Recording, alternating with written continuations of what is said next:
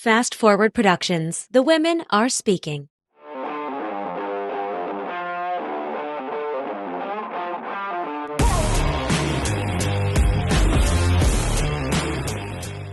Hi guys, welcome back to The Unfiltered Entrepreneur. I'm your host, Ashley Pollard, and today we're talking about truly, I'm not making this up, one of my favorite topics to rant about. Because guys, I cannot tell you how important it is to have a great freebie. Those freebies get so many email signups, and those email signups convert to sales without you being present on social, without your makeup being done, without you needing a major launch plan, without you needing a major strategy. You can truly use those freebies as a major selling part of your business. In fact, we took 2 full months to sell our freebies, and our email list grew by, I think it was like 16%, which is amazing. With those additional people on our email list, we saw sales, we saw conversions, we saw discovery calls, and that is what I want for you. But there's a right way to do it. A lot of people think freebies and they think one of two things. They think, oh my gosh, I can make something for free to showcase my authority. Or they think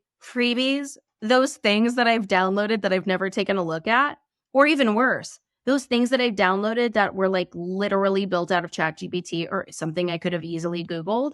And my answer is that I want today to talk about what a converting freebie looks like, because there is such a thing as a freebie that you just easily make a checklist, 5 things to da-da-da-da-da, and then you're on your merry way. But that's not going to do anything for the connection with the audience. It's not really going to prove yourself as an authority.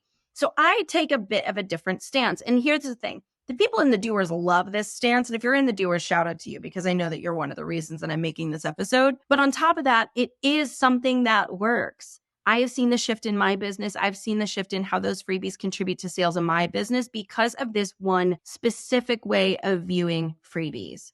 And the biggest way to shift your mindset about them is to stop calling them freebies. In fact, I want you to create free digital products. I want these freebies to be so painful for you to give away for free because the impact is there. Now, I'm going to give you a little bit of an example of what it looks like to make a free product to make a freebie. For instance, let's use social media. I run Dial Zero Marketing. We have, so many social media clients, so I can easily speak to social media. That will be my example today. So in this example, I'm running a social media agency, and I could have a freebie or I could have a free product.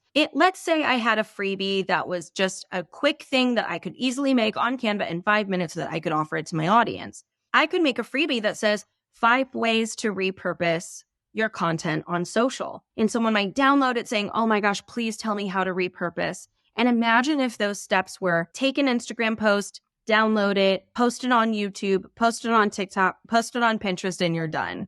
I, as a consumer, would be like, fucking duh. I knew that part. I want more meat. I want more grit. I want more really clear, tangible takeaways here.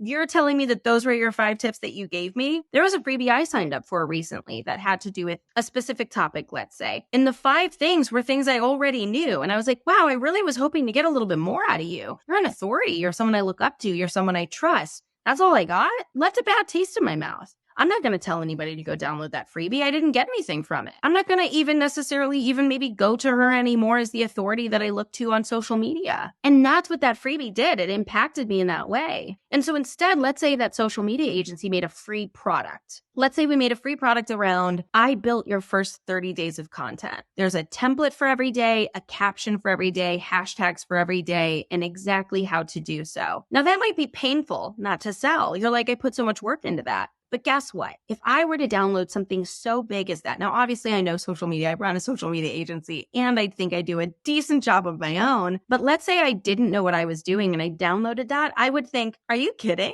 I just got all of those posts designed, all of those captions, a calendar, and I didn't pay you $1. My brain is immediately going to say, I trust you. Take my money. How do I pay you? If that's what you get in a freebie, then I definitely want to see what I get when I pay you. And that's what we hear all the time in the doers. That's what we hear all of the time in Team AP Consulting is this idea of the amount you give for free. I cannot imagine what you give for a paid service. And inside the Doers Club, it's the same thing. I'm on call 24/7. I'm there super helpful in those office hours, sitting with them, really creating deep strategy in those minutes that we have together. We poured so much into those resources or the guest experts that we have in those portals. And the reason that people trust us to join the Doers Library and the Doers Club, and that's not a plug at all, I'm just trying to establish why this works. The reason that we get so much trust there is because our freebies are, in essence, free products. Even 75 Hard, we have that on our website with no email opt-in whatsoever. Just start today. There's no email opt-in on the page, and that's strategic. I wanted to give something for free with no ask whatsoever. But our other freebies, the Pitch Yourself Challenge, oh my gosh, does incredibly well. The Discovery Call Checklist is truly like how to run a discovery call so that you can make sales. And we've seen it work for a lot of people who've never worked with us, who just stumbled upon us. They're able to take these free products, action them, and make money immediately. And what an incredible thing to say. And now they may turn to their friends and be like, guys, I didn't even pay this girl and she made me money. You have to go download this freebie. We noticed that we're mentioned in newsletters. We noticed that we're mentioned in roundups. People make reels about it. People talk about us. And the reason that they're doing that is because they've seen an impact from our freebies.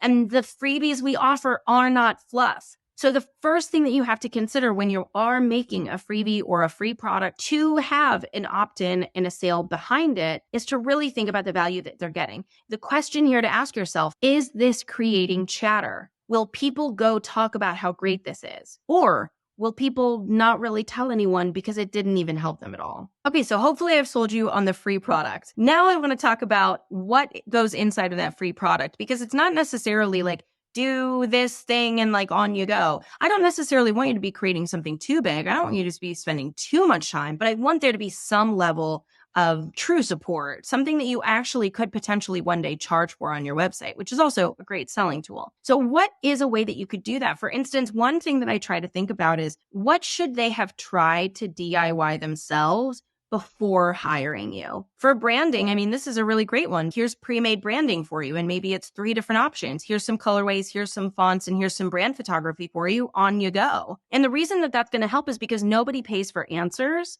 People pay for customization. So if you give them the answer, here's your social media, here's your website, here's your branding, maybe not a website, but like a website canvas. Here's your email strategy. Here's your this, here's your that. Very few people are going to say, okay, great, and on they go. Now, there's definitely going to be some people who are like, I got what I needed. And that's great. You did your job. You were in service of them. But most people will say, oh, but that's not exactly the font I want. Oh, but that's not exactly the way I want that canvas to look. That's not exactly what I want to do on social. That's not exactly what I want my emails to say. And they pay for the customization piece. So one thing, like I said, to think about, what do you want them to try before they hire you? So what is the service that you offer? And how can you kind of give them generally the gist of how you do it yourself, or give them that thing done for them? Here's your welcome sequence. Here's your nurture sequence. Maybe it's even as simple as, here's your first 30 days in business. So I want you to think about these free products as like, hey, try it yourself before you hire me. Think of it like a plumber making a YouTube video. Here's how you fix your toilet. And if you want to go try to do it, then fine. But at the end of the day, you're probably going to end up hiring me anyway. The other way to view free products and freebies is not necessarily to think about like,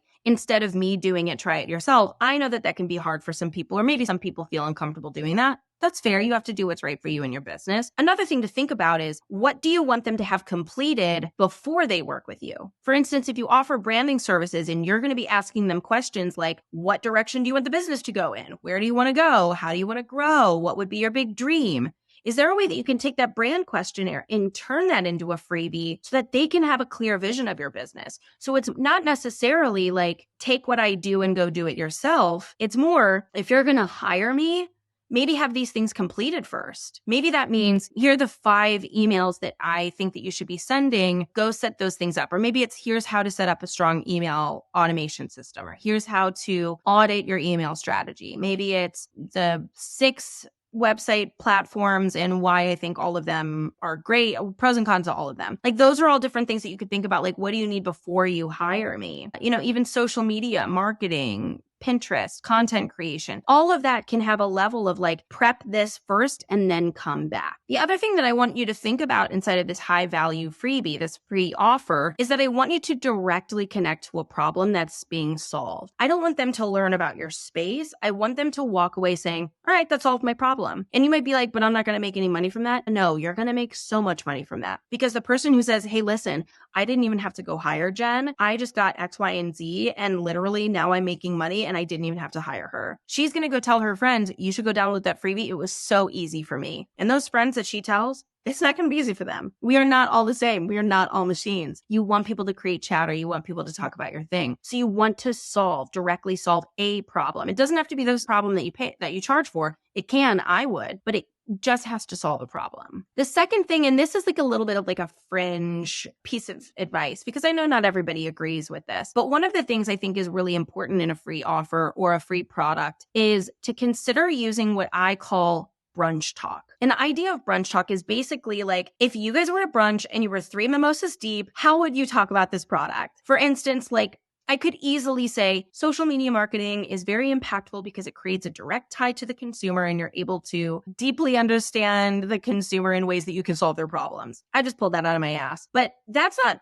brunch talk. It's so buttoned up. It's so like by the book. It's so sophisticated. And if you have a sophisticated brand, it'll work for you. You're not talking to that girlie right now. But for me, what I recommend that most brands, almost all brands, even if you are super sophisticated, is to use what I call brunch talk. And what that might look like is if you're casually conversing and if you feel comfortable because you've had a couple cocktails, you know what I'm saying? What does it sound like to discuss the problem? For instance, let's say we're talking about the importance of social media. Instead, what would it sound like for me to say, listen, social media is one of those things that allows me to be myself. It allows me to have fun. And more than anything, it allows me to sell while also creating like really cool relationships with people. Now, to you, that might sound a little bit more elementary in your verbiage than you'd like to use in your business. You'll have to find your own way of doing things. That's how I would do things. That's how I recommend most brands do things. Because in this freebie, you want to be conversational. You want to be able to connect with them. You want to be able to instantly see their problem and communicate it easily. You'll hear a lot of people say this quote, something similar. I'm going to botch it. But basically the idea is an expert can talk to you about your problem like a 3-year-old, and only a novice can talk about it in sophisticated terms. It's something along those lines. And I do think that there's power to be said there. If you can dilute a complicated issue down to something that is easy to understand, that person is an expert. And so being able to communicate it to them in terms that are going to make them easily action it is going to be super helpful. This is not the time that we want them Googling what different industry terms mean. We want them to easily be able to understand what you're talking about. And there's a level of personality that you can show there. There's a level of communication and connection that will automatically come through in using verbiage that's going to be a bit more casual. Not only all of that, outside of the fact that it solves problems, it does wonders for you. And the thing that it does for you is it establishes your brand. This is a place that you're introducing them to your font suite, your color suite, the design that you're creating and what that kind of says about you. For instance, a lot of our design is going to show that we're playful, that we like to have a goddamn blast, that we're always making messy moves, but that we're doing so in a way that pushes the needle forward. And a lot of our graphics and a lot of our downloads, a lot of our assets will communicate that. And that's on purpose. And there's also people who have very editorial, very minimalist, very clean, let's say, copy, verbiage, graphic design. And theirs is also communicating something about the business. So in downloading this product, not only are they learning a little bit about the work that you could potentially deliver for them, they're also learning a little bit about your ethos. They're learning a little bit about your personality. They're learning a little bit about who this person is and who am I about to potentially invest in, whether that's with time following you on social or with money by hiring you for your services. So it's also a place to definitely let some of that personality show through. If you have something very interesting about your business, this is a place to kind of share that. Maybe it's a playlist that you love. Maybe it's a podcast that you have. Maybe it is a blog post that you wrote that really highlights your career and where you've come from. That freebie can have different links to bring them different places and show them what it looks like to learn more about the business. For instance, inside the Doers library, you will notice that we have a freebie template as an ebook and a freebie template as a webinar. And it's all made for you. You basically just have to change the copy and the images, but it's all done for you. And they all have final pages that direct the consumer elsewhere. On that last page of the freebie or on the end of that webinar, there may be something where it says, head to this blog post, but also check out the podcast or follow me here and say hi. And the reason there is because we want to keep them engaged. We want to show them that there's more to offer here. I don't love using the freebie to sell services. I like the email marketing after that freebie download to do that for you. So that freebie they have, if they were to circulate that around, sure, you could be circulating around a way to get paid for your services. But I think there's something to be said about having everything connect back to the brand so that you shine through in that freebie. your ethos, your mission, and you're not asking for a sale directly inside the product. You're letting the funnel do that for you. All right, guys, we're making our way through the episode. I've sold you on free products. I've told you how to make them well. Now we want to talk about how to market them and how to set them up on your website. There's many ways to get a freebie out there. I'm going to give you 3 options specifically for your website. There's inline opt-ins, there's pop-up opt-ins, and there's also opt-ins you can use in the header or the footer. You don't necessarily have to choose one of these. You could have these scattered through your website in different ways. We do, and I highly recommend you do that. But let's kind of talk through the pros and cons of each of these so that you can make an educated decision for your own business. Let's start first with inline opt-ins. An inline opt-in happens when you happen to be scrolling on a website and in the page itself, it says, click here to join, blah, blah, blah. And you type it right there inside of the website, typically on the page itself. Now, the pros here is that this fits seamlessly into your website. It looks branded. It looks like a natural part of the website. And this can create significantly more conversion. It also doesn't disrupt the user experience. They're scrolling and there it is, right there, asking them to put their name and their email into that opt-in. It's strategically placed. Hopefully, or, if you're more advanced in your business, you don't have to do this at the beginning, but potentially in your business, you've built out a heat map on your website so that you can kind of track where people are, utilizing different things. And you're like, okay, this is a hot part of the website. Let's place an opt-in there. So there's a lot of strategy that can also be used inside of like an inline opt-in. I'll be honest, this is what I prefer, but it's not necessarily the only way to do things. Now, the problem here is that these can be hard to notice if that call to action is not strong. We want to make sure that it is very clear that you are asking for them to join the email. There has to be a call out, an arrow, a distinct space that says, we would like for you to join the email list here, sign up and get this for free, join here, begin today, start now. Like there has to be a very clear call to action. The other problem here is that if they're not scrolling at all, it might be missed. And, that's a tough choice. You have to be mindful of where you put that on the page. I recommend kind of putting it in 2 places if you can. Maybe they do 1 scroll and it's there. And then maybe they do 2 more scrolls and they find it again. Again, every website's going to be different, but there can be cons here where if that CTA isn't converting, you might have a hard time. And if they're not scrolling down the page, it also might be missed. The second one I want to talk about are pop-up opt-ins. And these are phenomenal. There's high visibility. It's commanding that immediate attention. You can make these where if they scroll a certain amount, the pop-up shows. You can make it where if they click a certain button, the pop-up shows. You can make it where it's time sensitive, where after they've been on the page a certain amount of time, the pop-up shows. But the point of these pop-ups is that it kind of commands attention on the screen where either it blurs the background or fades the background or just covers the background. Where that pop-up is saying, hey, before we go further, you're going to want to put your email address in. It's a typically easy install, which is also super helpful. But the nice thing is that it is going to command attention and they're not going to miss it. The con here is that when they're not going to miss it, this can potentially be intrusive. We want to make sure that we're not overusing this and that you have a lot of stipulations on the back end that maybe if someone sees it, they don't see it again for 2 weeks.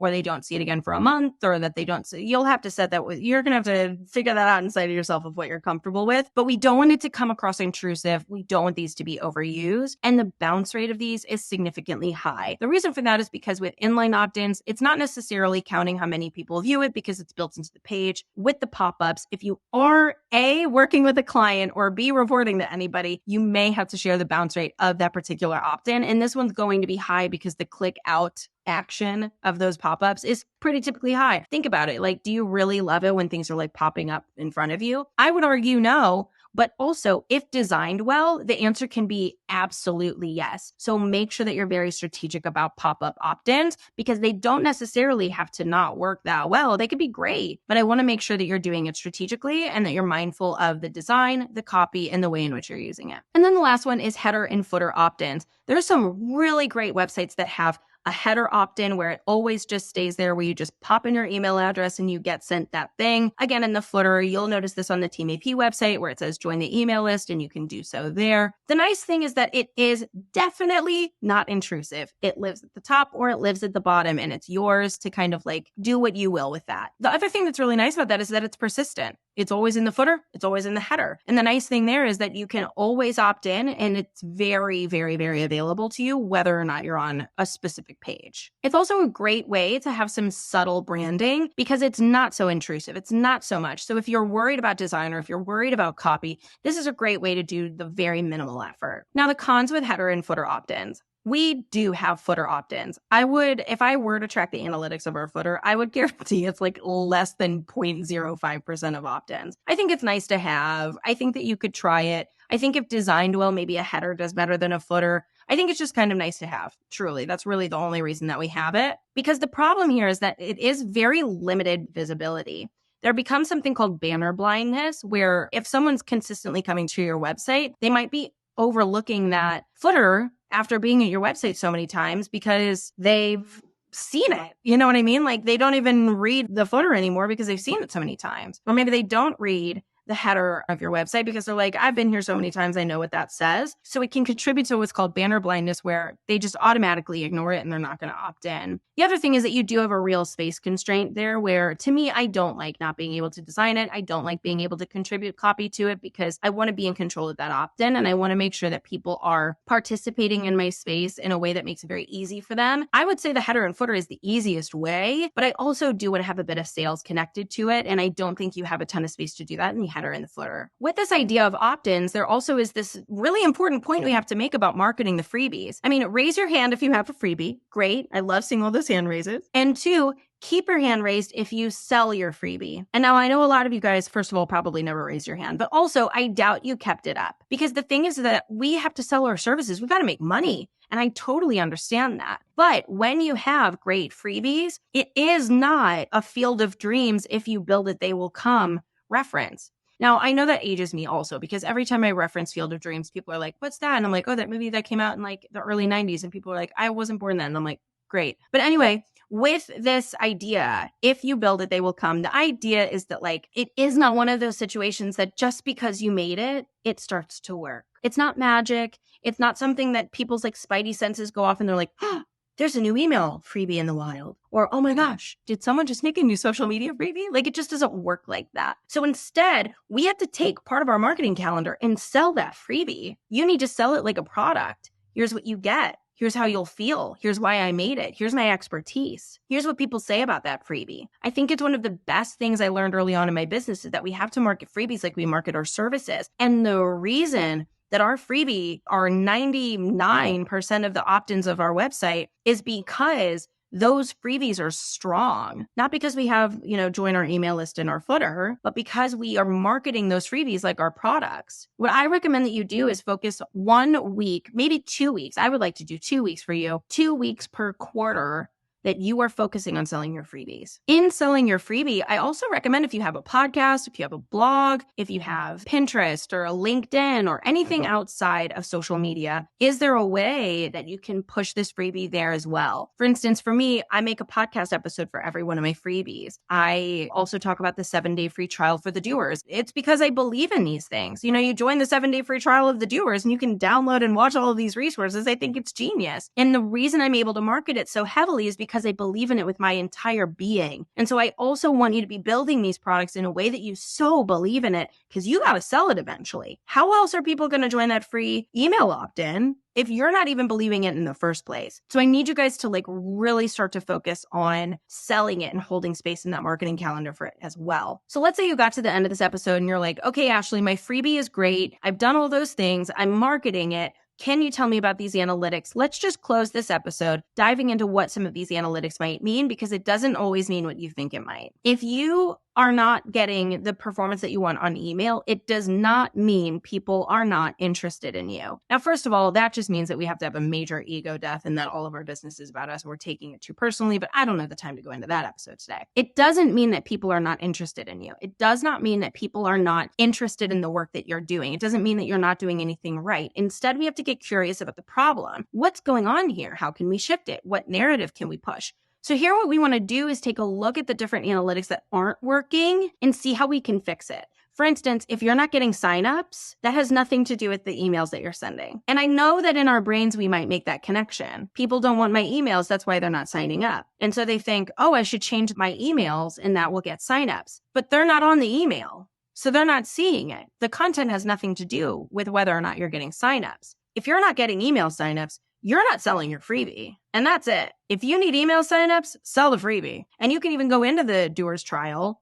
and download our launch strategy and use that exact method. Get it out into the world, show the benefits, use the sale method that we have that sells different products and services, and take those initiatives to sell the product. Because if you're not getting signups, it's not an email problem, it's a selling problem. If you're saying to me, I don't really have a great open rate, nobody's opening my emails, what do I do? Again, I mentioned this at the beginning, but you have a subject line problem. So you're going to want to fix those subject lines. A/B test subject lines. Do one that's professional, one that's casual, see what wins. One with emoji, one without emoji, see what wins. Try things with brackets, without brackets, see what wins. And your audience is going to be different than mine. So definitely don't steal what I'm doing and try it for yours. Or do, maybe it will. And my point here is not like, don't steal my shit. Take anything. I don't give a fuck. But it's more, we have different people in our audiences. And what you need to do is think about it like, what do my people like versus what is so-and-so doing? It doesn't necessarily mean it's going to work for you. So if you're not getting opens of your email, that means that you have people on the email, which means you should be selling it. We just need to fix the subject line. And then finally, if you're not getting the click-through that you want, I said this at the top, try body links,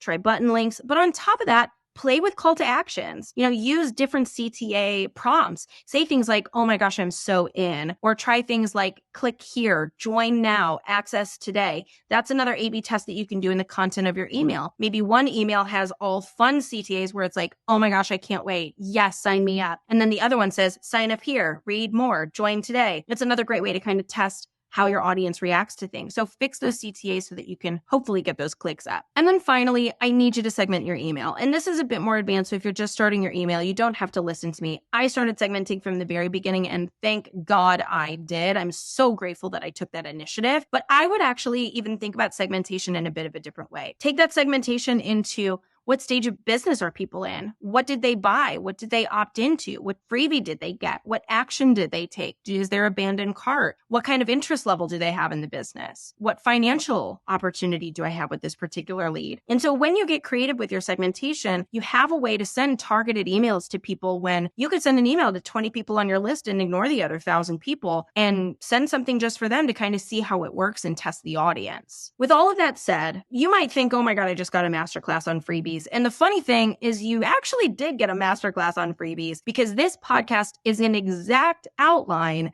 of one of the webinars that we have inside of the Doers Library. And this is the kind of work that we do inside of the Doers Library. You know that I'm going to have to plug the Doers because it's my baby. But if you want to join the Doers Library, there's a trial where you get to test it out for 7 days. This is an exact presentation that I just read through with you of something that we might talk about in the Doers, but it's more communicative. It's more collaborative. You'll meet other people. You'll be able to see yourself in how you show up in your business and the fact that you're not alone. And outside of all of that, it's an amazing place for resources, for downloads, for trainings. And it's bigger than just these opt-ins because we've designed those freebies for you. Those are in the portal. We've created your funnels. We've written those. Those are in the portal. We've created your subject lines. Those are in the portal. And the goal of the Doers Library is to get you further faster, not to make you an expert overnight, not to give you overnight success. Nobody can do that. But what we're trying to do is get you to the finish line quicker and get you to freedom, to ease in a way that you feel supported by an expert. With all of that said, you don't have to do shit in my business, okay? You don't have to sign up for anything. But what I need you to do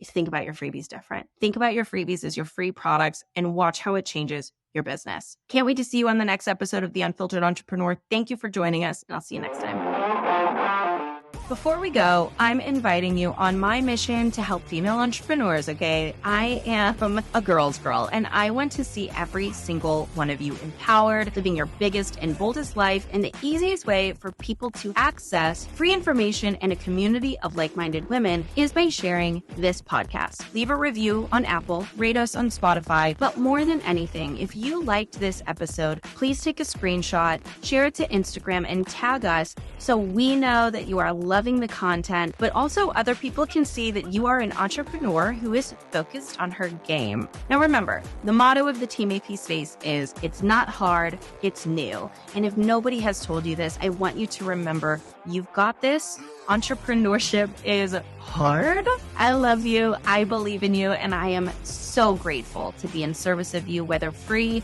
or paid. And until next time, stay focused, babes.